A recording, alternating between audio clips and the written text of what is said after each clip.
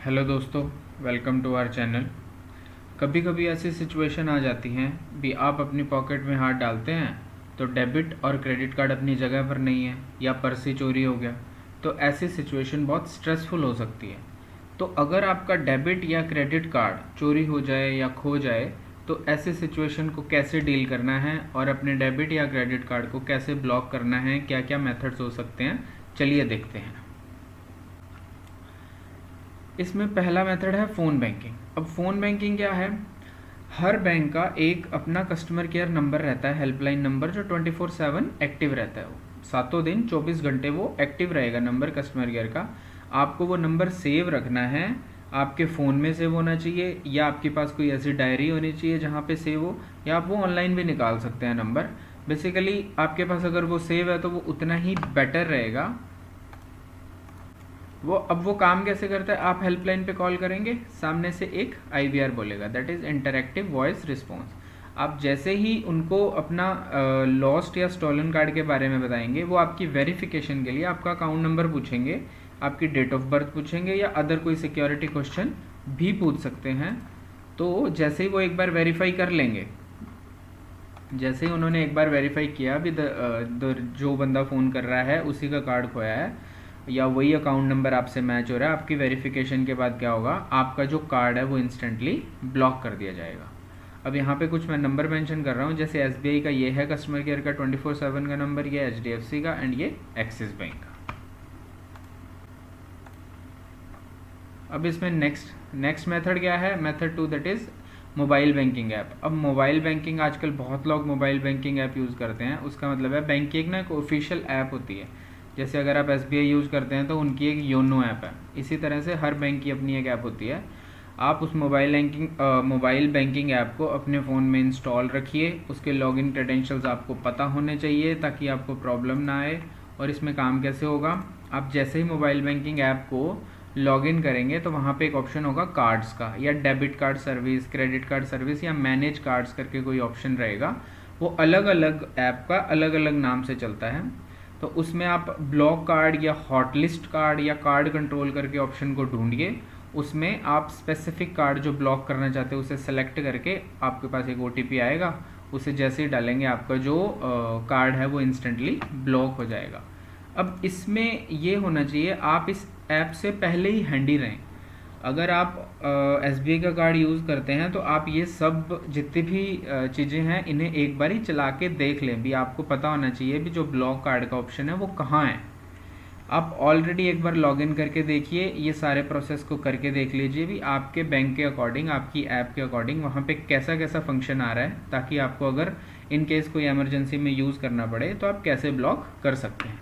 Next देखते हैं। तीसरा है इंटरनेट बैंकिंग। अब इंटरनेट बैंकिंग में क्या रहेगा, ये मोबाइल बैंकिंग से अलग कैसे है? इसमें आप बैंक की ऑफिशियल वेबसाइट पे जाएंगे, वहाँ पे आपको एक इंटरनेट लॉगिन क्रेडेंशियल्स मिले होंगे। जैसे ही आप उससे लॉगिन करेंगे वहाँ पे एक सर्विस रिक्वेस्ट डेबिट कार्ड या क्रेडिट कार्ड का सेक्शन रहेगा। उसके अंदर आप क्लिक करेंगे, वहाँ आएगा ब्लॉक कार्ड या हॉटलिस्ट कार्ड। अब जैसे ही उसके अंदर जाएंगे तो वहाँ पे आपको अपना कार्ड सेलेक्ट करना है या अकाउंट नंबर सेलेक्ट करना है। जैसे ही आप अपना कार्ड सेलेक्ट करेंगे, जो भी वो मांगेंगे, बेसिकली अकाउंट मांगते हैं और उसके अंदर जितने भी कार्ड्स इशू हैं वो मांगते हैं। तो आपको जो कार्ड आपका खो चुका है या चोरी हो गया, आप उसको वहाँ साथ के साथ ब्लॉक करके कंफर्म कर सकते हैं। अब इसके लिए भी आपको एक बार इस चीज़ से हैंडी होना पड़ेगा। आपको एक बार ये चीज़ करके देखनी पड़ेगी। आप नेट बैंकिंग का लॉगिन क्रेडेंशियल्स कीजिए, उसमें ये सर्विस रिक्वेस्ट देखिए आपके बैंक के अकॉर्डिंग उन्होंने क्या क्या ऑप्शन बना रखे हैं। ठीक है, नेक्स्ट देखते हैं।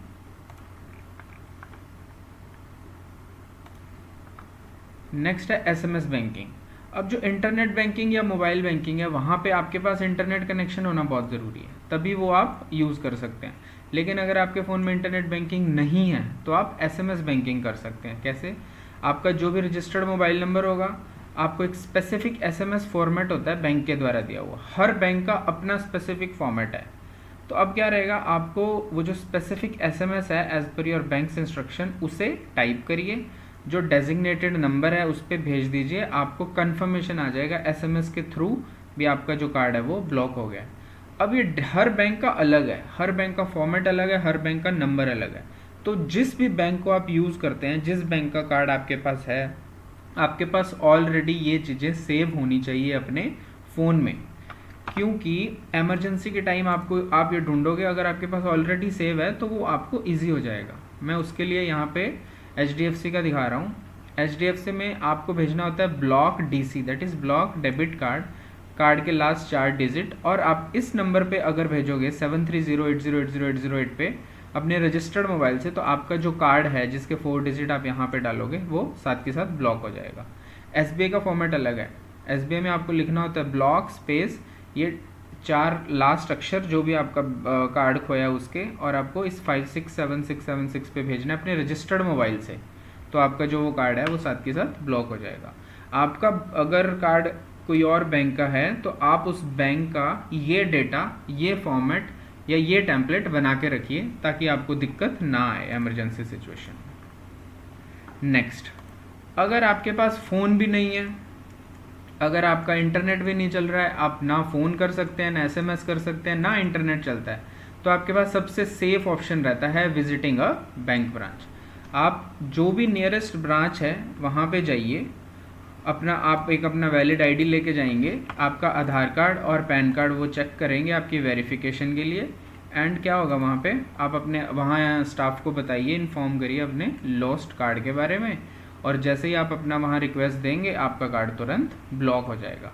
बट इसका एक ही डिसएडवांटेज है, ये थोड़ा सा स्लो मेथड है। कई बार आप बाहर होते हैं तो आप ब्रांच नहीं पहुँच पाते, इसलिए आप इंटरनेट बैंकिंग, मोबाइल बैंकिंग या SMS या कॉल, इन सब के थ्रू कोई ना कोई मेथड ज़रूर रखिए। बट ये तभी कामयाब हैं अगर आपके पास फ़ोन है, उसमें नेटवर्क है और उसमें इंटरनेट चलता है। अगर इंटरनेट चलता है तो ऊपर वाले दोनों कामयाब हैं। अगर सिर्फ फ़ोन है, आप इंटरनेट नहीं यूज़ करते, आपका मोबाइल बैंकिंग और इंटरनेट बैंकिंग एक्टिव नहीं है, तो आप SMS और कॉल के थ्रू अपना कार्ड ब्लॉक करा सकते हैं। लेकिन अगर चारों ही नहीं है तो आप नियरेस्ट ब्रांच जाइए, वहाँ से ये काम हो जाएगा।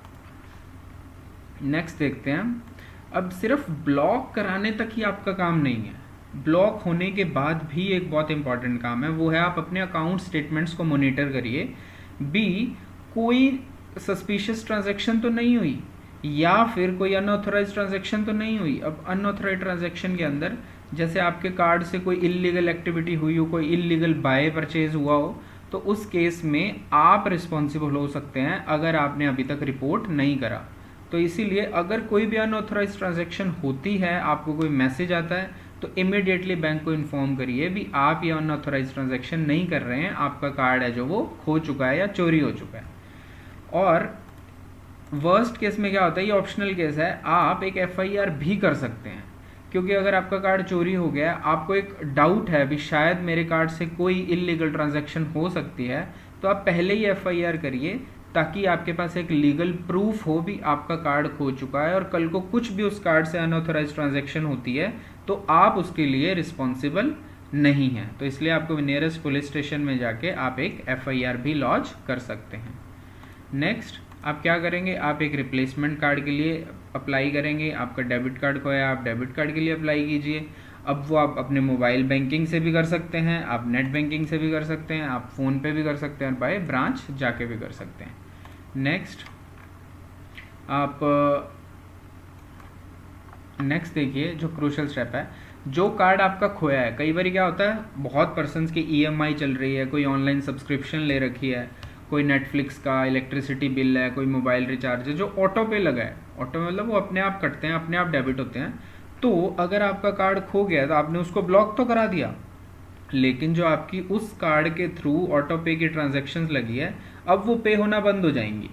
वो अगर बंद हो गई तो हो सकता है आपको कोई इंटरेस्ट पेनल्टी या कुछ भी पेनल्टी लग जाए। तो आप अपनी सर्विसेज को स्मूथ रखने के लिए अपनी वो ऑटोमेटिक पेमेंट्स है, उन्हें जो भी आपने नवा कार्ड इशू कराया है उस पर क्लिक कर सकते हैं। होप आपको सारे मेथड समझ आए होंगे। ये वीडियो आपके लिए थोड़ी नॉलेजेबल और इम्पॉर्टेंट रही होगी। तो आपको अगर वीडियो पसंद आती है तो लाइक कीजिए वीडियो को and subscribe the channel. Thank you so much.